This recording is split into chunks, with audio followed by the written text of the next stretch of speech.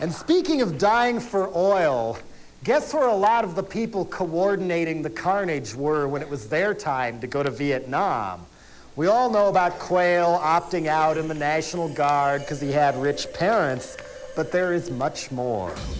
Sylvester Stallone was living in Switzerland as an athletic coach in a girls' school and reportedly a part-time porno star.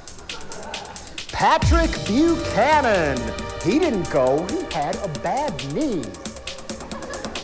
Senator Phil Gramm, arch-conservative from Texas, hey, he was going to school, he didn't have to go. Newt Gingrich, student deferment, he didn't have to go. Remember Elliot Abrams, the Assistant Secretary of State under Reagan, who was a Contra and El Salvador Death Squad sympathizer and all? Well, he had a bad back. And if that's not enough, our Defense Secretary, Dick Cheney, he didn't bother going either. He had school and an internship with the governor of wonderful Wyoming. My, how well we've learned.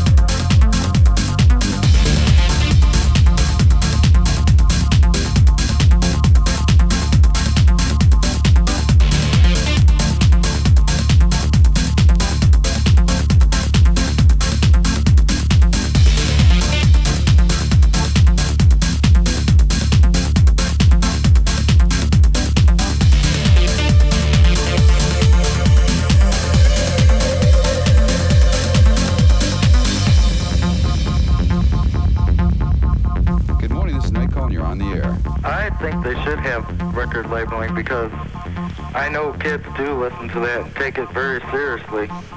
Well, you know what Lenny Bruce said? He said that adults don't want kids to look at pornography because they're afraid they'll grow up and do the same thing.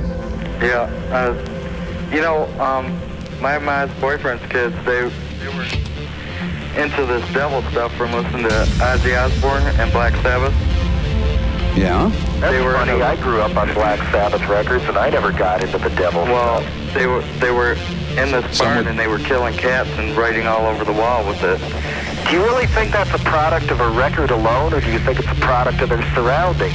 This is the country, these are supposed to be nice country kids, But, well, the more you try to mold somebody into a nice country kid, the more there's going to be something boiling inside. I've known people who've done real ugly things to animals as well, and it had nothing to do with what they heard on a record album. I don't think there's any songs on an Ozzy record or a Black Sabbath record that are ordering kids to go out and kill animals.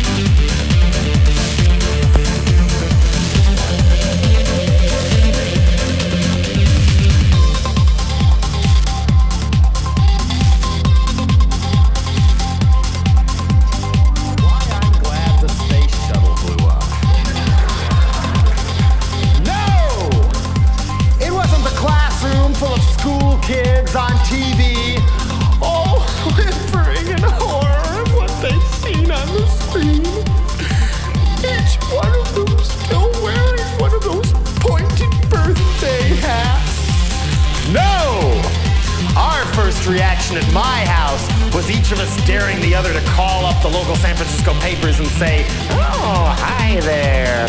We're that legendary Libyan hit squad you've written so much about.